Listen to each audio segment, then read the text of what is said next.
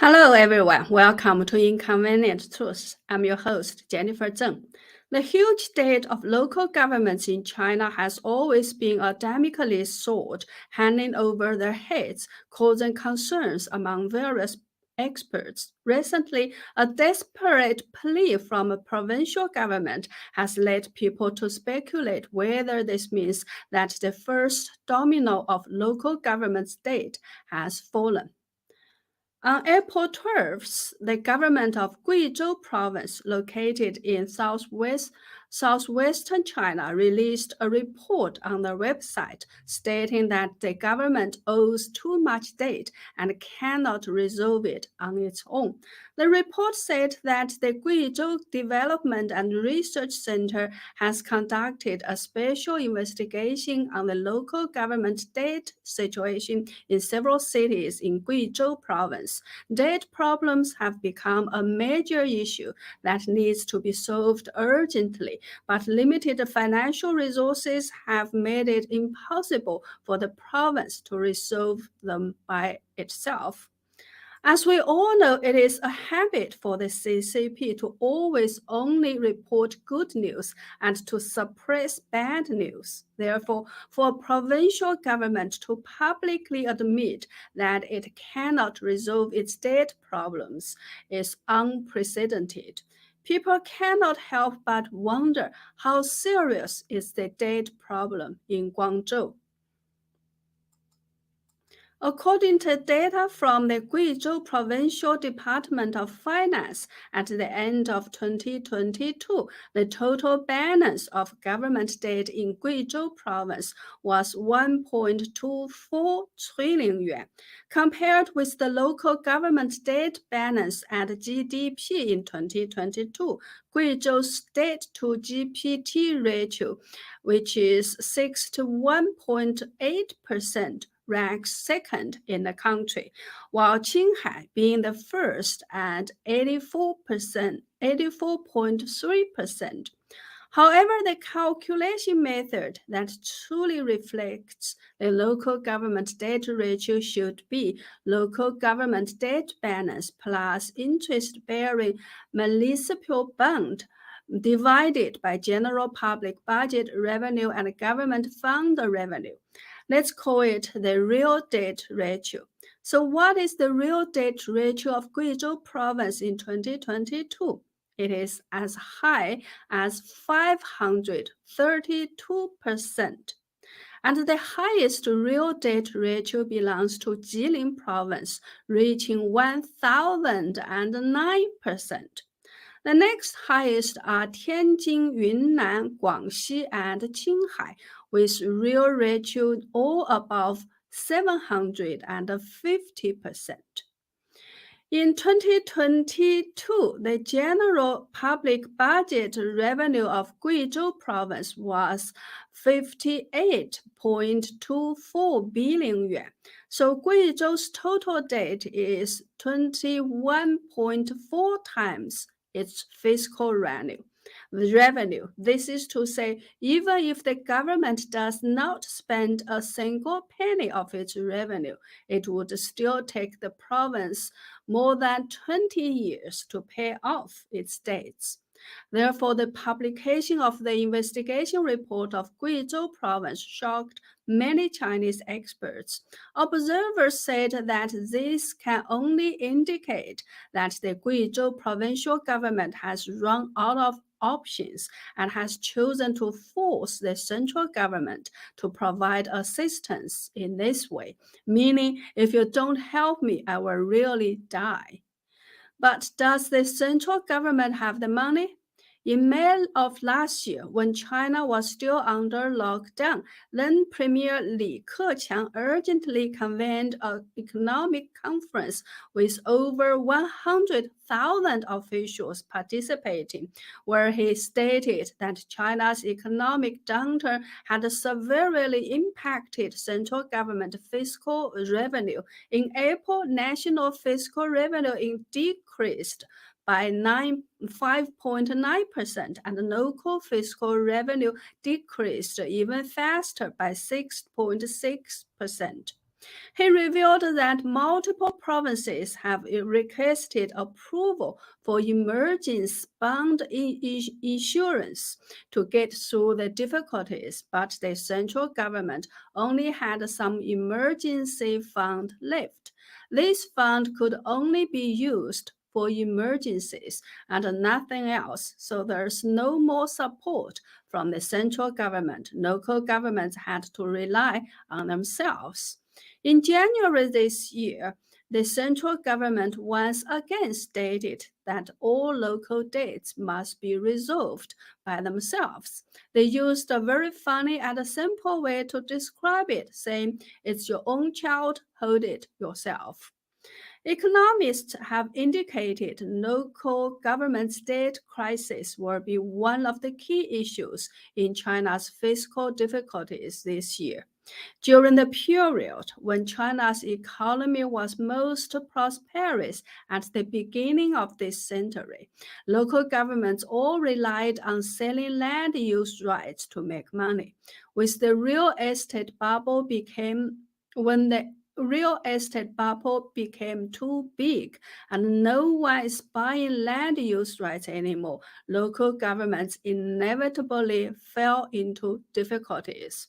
In all these years, local governments already spent all the income earned from selling land and have accumulated tens of trillions in debt from land development.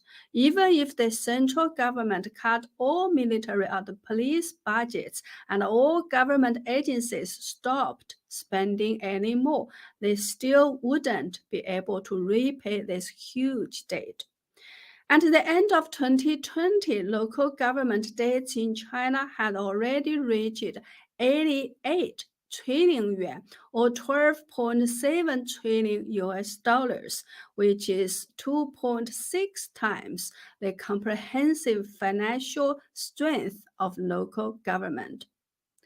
Recently, there's another event that has caused public outcry.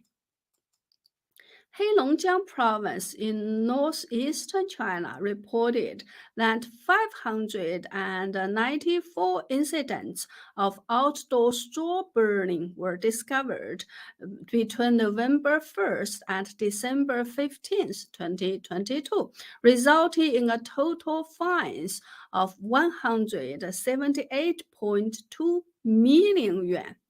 This means that each incident of outdoor straw burning is fined 300,000 yuan.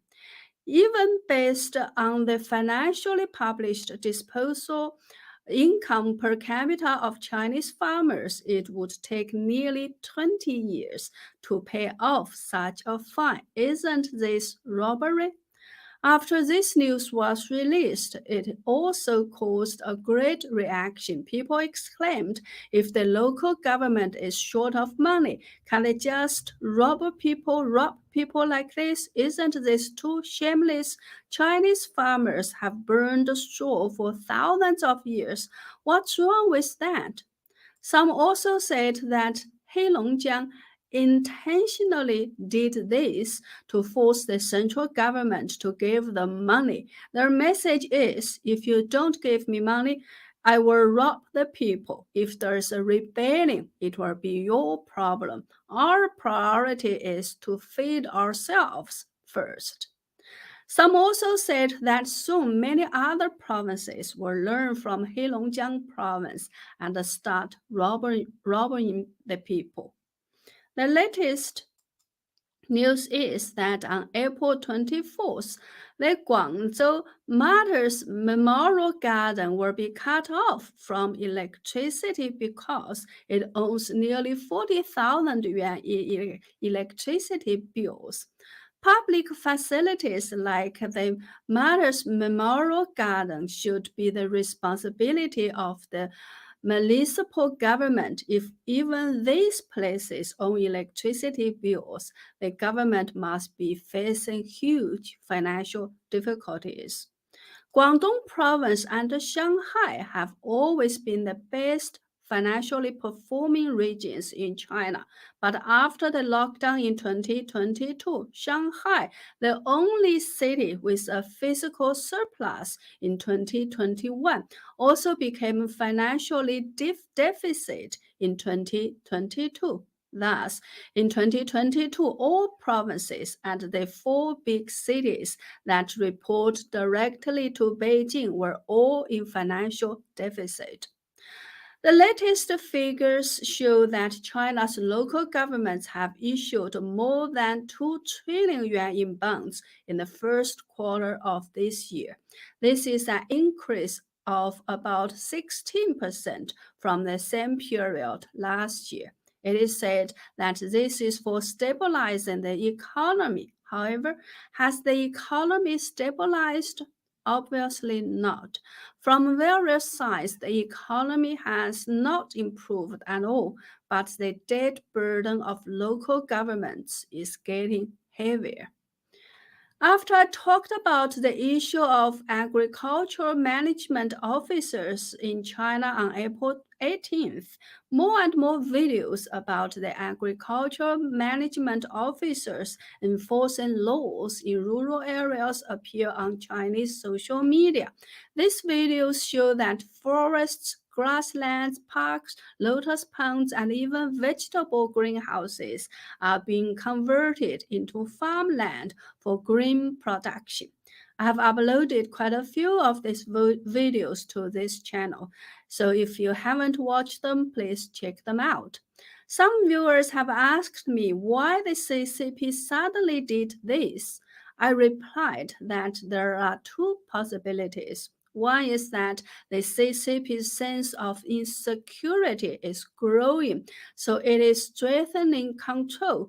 The severe financial crisis of local governments is certainly one major reason for the CCP's growing sense of insecurity. Another possibility is that the CCP is indeed preparing for an impending war. Someone asked me if China is already experiencing a shortage of food. I said not yet, but it is preparing for an impending one. China is now a major importer of grain, and it must import large quantities of grain every year. If it is during peacetime, as long as there is money, importing food will not be a problem. However, if a war breaks out, if the CCP is sanctioned by the international community, then there may be problems with food. That is why Xi Jinping has always said in recent years that the Chinese people's rice bowl must always be firmly held in their own hands. See, this is Xi Jinping's sentence. The Chinese people's rice bowl must always be firmly held in their own hands in the farmland in Jilin province.